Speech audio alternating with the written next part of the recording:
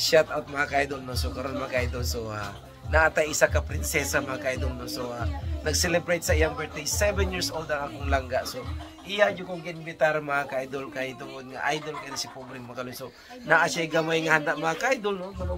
Bisag ingon pa nila nga pinobre lang, at least nga naay ang gugma. So muna mga ka-idol, so siyempre kapalo naman si Pobreng Makaloy, siyempre bisitahon jud nato na ang mga angels nato mga ka-idol kay siyempre love kay nato. So langga 7 years old na ka langga. So nganong idol nimo si Pobreng Makaloy?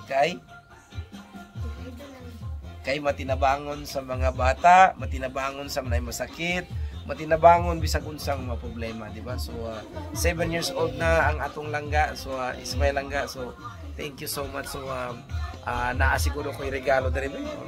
Naabay kwarto sa Pobreng Makaloy.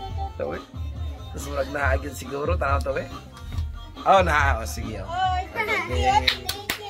Thank you. So mao na mga ka-idol no. So si Pobreng Makaloy sumuni atong surprise ko lang sa to siya birthday. So unsay maingon nimo langga?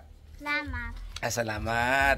Thank you kaayo. So salamat po sa imong pag-invitasyon sa ko langga no, sa imong pag-invite. So salamat kay ang akong wish sa imong birthday nga siyempre good health, pero siyempre number 1 yun na nga healthy ka always para imong mga pangarap sa kinabuhi matupad.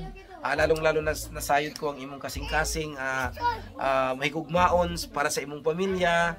So ang akong advice sa imo nga eskwela lang langga, eskwela, continue eskwela. So niya lang si Pobreng Makaloy magmahal nimo. So love mga ka-idol, love you so much langga. Love you. Happy birthday.